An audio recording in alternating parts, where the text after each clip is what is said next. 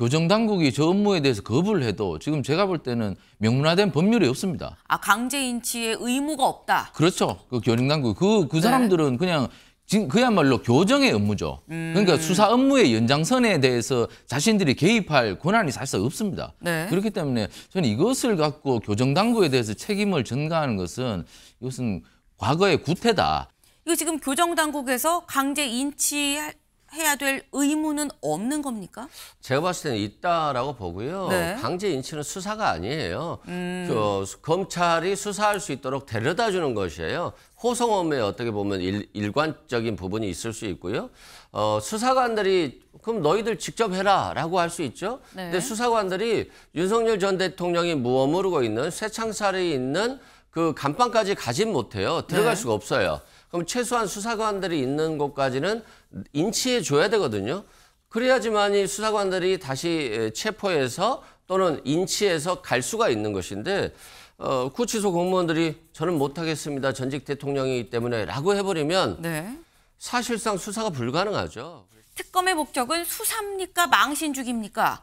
일반 국민 한 사람이 된 전직 대통령의 법과 원칙을 운운하기 전에 특검이 적법 절차를 준수하고 피의자와 변호인들한테 부당한 겁박을 멈춰야 된다라고 얘기를 합니다. 그러면서 특검은 조사 여부는 중요하지 않다며 강제 인치를 고집을 하고 있는데 이건 수사의 본질이 아니라 망신주기에 초점이 맞춰져 있음을 스스로 드러낸 거 아닙니까? 수사는 결론을 정해놓고 끼워 맞추는 과정이 돼선 안 됩니다. 라고 얘기를 했습니다. 근데 여기서 하는 얘기는 이게 지금 수사가 목적이라고 한다면 굳이 강제 인치만 있어야 되는 거냐라는 취지로 지금 보이거든요. 최경철 위원님. 네.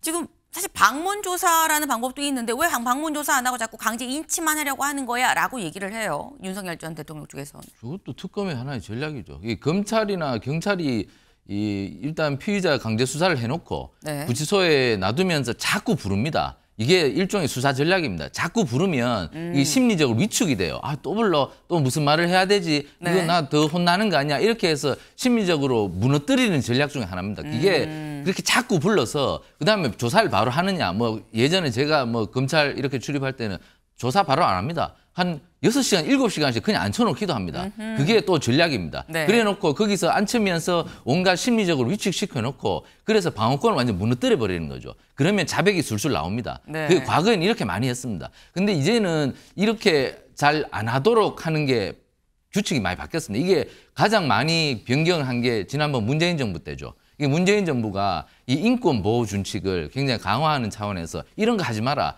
이게 사실 일종의 고문이다. 자주 부르는 것도 이게 수사 전략이기도 하지만 피의자 입장에서는 피고인 입장에서는 굉장히 이거는 고통스러운 것이다. 자유권을 굉장히 침해하는 것이고 인권 침해다. 이렇게 해서 잘 안 하는데 지금 특검은 그거 안 하면 수사 시한이 뭐 150일밖에 없는데 네. 자꾸 자꾸 시간은 가고 자꾸 그렇게 하면 성과가 나지 않으니까 자꾸 빨리 부를 수밖에 없죠. 그러니까 특검은 수사 기법 이렇게밖에 쓸 수 없고 윤 대통령은 거기에 대해서 방어권을 형성하는 것이고 그렇지만 방어권을 이렇게 형성하면 양형에 굉장히 불리하죠. 네. 하지만 그것을 감수하고 하는 것입니다. 그렇기 때문에 지금 두 사람 그 특검과 대통령은 기싸움을 하고 있는 것이다. 그렇기 때문에 하지만 이것이 뭐 불법적인 것도 아니고 네. 서로 충분히 법적으로 보장된 권리를 행사하고 있는 것이기 때문에 이게 뭐 기싸움으로 보는 것이지 뭐 대통령이 벅부라지다 이렇게 비판하기에는 뭐 하는 것이고 특검도 뭐 부를 수 있긴 하죠. 하지만 요즘 보편적 인권 차원에서 부르면 너무 자주 부르는 것도 사실 그 규정에 맞지 않죠. 그렇기 때문에 둘 다 비판받을 여지가 있기 때문에 기싸움은 계속될 것이다. 하지만 일방적으로 대통령에 대해 또 특검에 대해 그렇게 비판이 가지는 않을 것이다. 저는 이렇게 판단합니다. 지금 특검과 윤 전 대통령 쪽에서 서로 상당한 기싸움을 하고 있다. 하지만 이게 법적으로 보장된 권한 내에서 하는 기싸움인 만큼 이걸 또 뭐라고 하겠느냐라는 말씀을 지금 하셨어요. 그래서 제가 말씀을 드린 게 윤 전 대통령 쪽도 만만치 않지만 특검 쪽도 또 만만치가 않다라고 말씀을 드렸죠. 지금 현재 특검의 분위기는 다음 기사를 좀 볼까요? 내란 특검, 윤 강제 인치 또 불발, 대면 조사 없이 기소 가능성. 그냥 아예 추가로 안 부르고 이 변호사님. 지금 이번에 그냥 아예 추가로 부르지 않고 대면 조사 없고 뭐 구속 기간도 연장도 안 한다는 얘기 아닙니까? 만약에 바로 기소를 한다는 건 그냥 그렇게 그냥 곧바로 기소할 가능성이라고 지금 제목은 되어 있는데 이 가능성 얼마나 된다고 보세요? 뭐 거의 90%가 넘을 것 같습니다. 상당하다. 네, 일단 체포조직 공무집행 방해 등 사건 같은 경우는 네. 보강 수사만 하면 되는 것인데 이 보강 수사가 없다 할지라도 영장이 발부됐기 때문에 기소하는 데는 큰 문제가 없어요. 문제는 특검이 윤석열 전 대통령을 구속하는 건 외환죄 수사를 하고 싶어서 그랬을 것인데 네. 외환죄 수사를 못하는 게 좀 그럴 것 같고요. 또 구치소 방문 조사를 특검이 갈 이유가 없어요. 가면 어차피 진술 거부할 건데 괜히 특검이 고개 숙이고 들어갔으나 진술도 못 받고 나오면 애매모호한 거잖아요. 그리고 아마 윤석열 전 대통령은 구치소로 간다 할지라도 조사를 거부할 겁니다. 네. 그런 측면에서 구치소를 들어갈 가능성은 없다. 저는 좀 아쉬운 부분이 윤석열 전 대통령이 다시 구속되기 정말 싫어했을 거예요. 저기 들어가고 싶겠습니까? 그렇다고 한다면 영장 청구를 조금 늦게 하면서 수사를 조금 가져갔으면 어떨까라고 하는 아하. 생각을 했었는데 역시나 예상에 벗어나지 않게 윤석열 전 대통령은 수사에 전혀 응하지 않고 있기 때문에 특검이 잘한 선택이었을까에 대한 고민을 특검도 좀 하고 있지 않을까 그런 생각은 듭니다. 네. 그러니까 지금 말씀처럼 뭐 바로 기소할 가능성이 90% 이상이다. 상당하다라는 말씀이에요. 근데 이렇게 되면 남아있는 다른 추가적인 조사나 수사는 사실상 더 확대가 될 수 없는데 그럼 외환죄나 뭐 이런 부분은 어떻게 할 것이냐 좀 아쉬운 면이 없잖아 있다라는 말씀을 지금 하셨어요. 근데 그러면 이승훈 변호사님 말씀처럼 90% 이게 그냥 막바로 기소를 한다고 하면 물론 기소한 후에도 부르려면 부를 수 있지만 윤 전 대통령이 계속 안 나올 걸로 예상이 되는 거거든요. 그럼 말씀처럼 외환죄 부분 일부러 서울고검으로 자리도 잡았는데 도감청 때문에 외환죄 부분은 어떻게 되는 겁니까?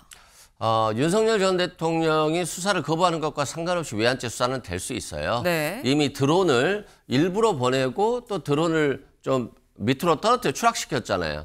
그래서 드론이 북한에 발견되게 한 것들 이게 다 북한의 국지적 도발을 유발시키려고 한 거 아니야? 그래서 합법적인 계엄을 만들려고 했던 거 아니야? 뭐 이런 의혹들이 있잖아요. 윤석열 전 대통령이 없다 할지라도 김용현 전 장관이나 자, 다른 노상원, 진술로. 문상호 전 정보사령관 그리고 여인영 전 방첩사령관과 또 여러 뭐 드론 작전사령부 또 합참의장 여러 가지 진술은 가능하거든요. 그것만으로도 일반 이적죄 부분은 수사하고 기소할 수도 있을 것 같긴 한데 문제는 공범들이 윤석열 전 대통령이 저렇게 저항하고 있는 걸 보면 자신들도 저항에 좀 힘을 줄 수 있지 않은가. 그래서 진실 발견에 조금 어려움이 좀 봉착할 수 있다 이런 생각은 듭니다. 네.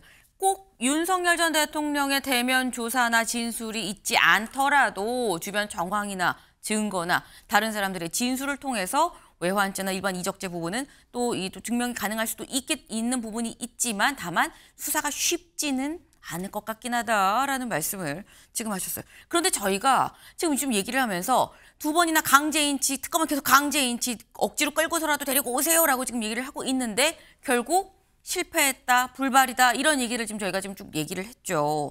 불똥이 교정당국으로 살짝 좀 번지는 것 같다라는 생각이 듭니다.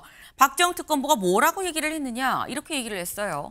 앞으로 인치 지휘를 이행하지 않을 경우 엄중히 그 책임을 묻는 조치를 취하겠습니다. 겨드랑이 발장 딱 끼고 데리고 끌고 나오셔야 돼요라고 지금 얘기를 하고 있는 거죠. 윤 전 대통령 본인이 한때나마 지휘했었던 공무원들이 본인 때문에 문책당하는 지경에 이르게 하지 않을 것이라고 믿습니다. 라고 어제 얘기를 했습니다. 그러니까 교정당국의 공무원이 지금 따로 불려가서 경위조사를 받은 거예요. 그래서 강제인치 지시했는데 또 안 되면 이거 문책하겠다. 그러면서 이렇게 얘기하죠. 본인 때문에 다른 사람들이 문책당하는 지경에 이르게 하지 않을 거라고 믿고 있다라고 얘기를 했는데 최경철 위원님, 윤 전 대통령 쪽에서는 상당히 좀 압박이 될 수도 있어 보입니다. 교정당국이 저 수사 업무에 동원이 사실 어려울 겁니다. 이게 원칙적으로 뭐 여태까지는 편의적으로 수사 편의적으로 이게 동원이 많이 됐었는데 이게 원칙적으로는 교정당국은 업무가 다르죠. 네. 수사 업무와 교정 업무는 다릅니다. 그렇기 때문에 교정당국이 저 업무에 대해서 거부를 해도 지금 제가 볼 때는 명문화된 법률이 없습니다. 강제인치의 의무가 없다. 그렇죠. 그 교정당국 그 사람들은 그냥 지금 그야말로 교정의 업무죠. 그러니까 수사 업무의 연장선에 대해서 자신들이 개입할 권한이 사실상 없습니다. 네. 그렇기 때문에 저는 이것을 갖고 교정당국에 대해서 책임을 전가하는 것은 이것은 과거의 구태다. 이게 문재인 정부 때 법무부를 검사 출신들 장관 안 시키고 네. 교수들을 다 시켰습니다. 이게 법무부 무민화의 한 그 조치였죠. 법무부 무민화를 시키는 것은 수사가 자꾸 온갖 것에 다 개입을 해서 뭐 교도소까지 들어와서 수사 업무자들이 마구 전행을 하고 이래서 인권 침해하는 것을 막자고 법무부 무민화를 해서 뭐 박상기 법무부 장관, 그다음에 조국 법무부 장관, 교수들을 계속 장관으로 시켰거든요. 네. 그런 것은 결국에는 수사가 여태까지 너무 과도하게 각종 여러 가지 권한을 휘두르면서 인권을 침해했다. 이런 것 때문에 이렇게 했었는데 이번에 그런 모델이 될 겁니다. 아마 교정당국이 왜 수사 업무에 이렇게 동원이 되어야 되는지 이거 한번 돌아봐야 됩니다. 그렇기 때문에 네. 이번 모델을 삼아서 교정당국에 대해서 이런 수사 업무까지 과중하게 시키는 것은 호송까지는 뭐 가능할지 모르겠지만 네. 인치 업무까지 시킨다는 것은 이 교정당국에 대한 과도한 업무 침해가 아닌가 저는 이렇게 봅니다. 네. 지금 말씀은 교정당국은 교정이 주 업무인 거고 인치하는 건 어떻게 보면 수사 업무의 영역인 건데 거기까지는 할 수 없는 거 아니냐라고 말씀을 하셨는데 약간 좀 비슷한 말을 김계리 변호사가 SNS에 글로 올렸습니다. 매뉴얼대로 업무 처리한 교정당국 공무원들을 참고인 조사란 명목으로 압박을 하는 겁니까? 특검의 교정당국 직원을 불러다가 조사할 수 있는 권한이 있는지 의문입니다라고 하면서 특검의 횡포다라고 얘기를 했는데 이승훈 변호사님, 이거 지금 교정당국에서 강제 인치해야 될 의무는 없는 겁니까? 제가 봤을 때는 있다라고 보고요. 네. 강제 인치는 수사가 아니에요. 검찰이 수사할 수 있도록 데려다 주는 것이에요. 호송업무에 어떻게 보면 일관적인 부분이 있을 수 있고요. 수사관들이 그럼 너희들 직접 해라라고 할 수 있죠. 네. 근데 수사관들이 윤석열 전 대통령이 머무르고 있는 쇠창살이 있는 그 감방까지 가진 못해요. 들어갈 네. 수가 없어요. 그럼 최소한 수사관들이 있는 곳까지는 인치해 줘야 되거든요. 그래야지만이 수사관들이 다시 체포해서 또는 인치해서 갈 수가 있는 것인데 구치소 공무원들이 저는 못하겠습니다. 전직 대통령이기 때문에 라고 해버리면 네. 사실상 수사가 불가능하죠. 그래서 이건 수사 업무가 아니라 인치 업무다라고 말씀드리고 경우에 따라서는 직무유기가 될 수 있고요. 또 공무집행 방해 혐의도 있을 수 있을 것 같아요. 다만 교정당국 같은 경우는 윤석열 전 대통령을 인치하기 위해서 노력하고 끌고 나오려고 시도했습니다만 강력한 저항에 의해서 못 데리고 나왔습니다. 이런다라고 한다면 변명의 여지가 있지만 아예 처음부터 저는요 못하겠습니다. 전직 대통령인데 어떻게 합니까? 라고 한다면 이건 법질서에 상응한 행동이 아니다라고 말씀드립니다. 네. 그러니까 지금 말씀은 인치하는 업무를 이거를 수사의 연장으로 볼 수가 없는 부분이다라고 말씀을 하셨어요.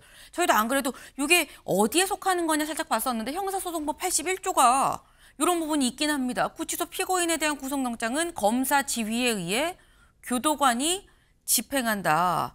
지금 일단 구속 기간 동안에는 이 오라고 인치를 할 수 있다라는 부분인 것 같은데 그렇다고 한다면 또 교도관이 집행한다라는 게 말이 되는 거 아닌가라는 해석도 사실 가능해 보이거든요. 최 의원님. 인치 업무에 대해서 명확한 규정이 없다고 좀 들었습니다. 이 교도관이 어느 정도의 개입을 네. 해야 되느냐. 이게 이명박 대통령이 지금 윤석열 전 대통령이 서울중앙지검장 할 때 구속됐을 때 그때 또 검찰에서 나오라고 그랬죠. 나와서 그 수사 받아라. 네. 그 조사 받아라. 계속 3번 불렀는데 다 안 나갔습니다. 그때도 거부할 권리가 있는데 왜 나가냐. 그때 윤석열 중앙지검장 아이 그럼 할 수 없다. 그냥 거기서 뭐 하든지 이건 강제 인치는 안 된다. 이렇게 판단을 내린 사례도 있고 하기 때문에 제가 말씀드렸지 않습니까? 문재인 정부 때 이런 게 굉장히 많이 바뀌었다고요. 네. 많이 바뀌었는데 지금 이재명 정부는 문재인 정부의 바통을 이어받는 정부인데 좀 모순적인 행동을 하고 있는 거예요. 그렇기 때문에 바뀐 것을 왜 또 거꾸로 돌아가는지 그게 이해가 잘 안 되는 것이기 때문에 윤석열 대통령도 잘 아는 거죠. 그때는 이렇게 했는데 왜 이렇게 돌아가. 그렇기 때문에 이렇게 권리를 행사하는 것이기 때문에 이것은 인치가 강제적으로 불가능하다. 교정당국이 나설 수도 없다. 저는 네. 이렇게 보고 그렇기 때문에 그냥 정석대로 하면 됩니다. 그냥 안 나오겠다면 그냥 뭐 방문조사를 하든지 아니면 그냥 기소하든지 이렇게 하면 되는 것이지 굳이 저렇게까지 무리할 필요는 없다고 생각합니다. 네.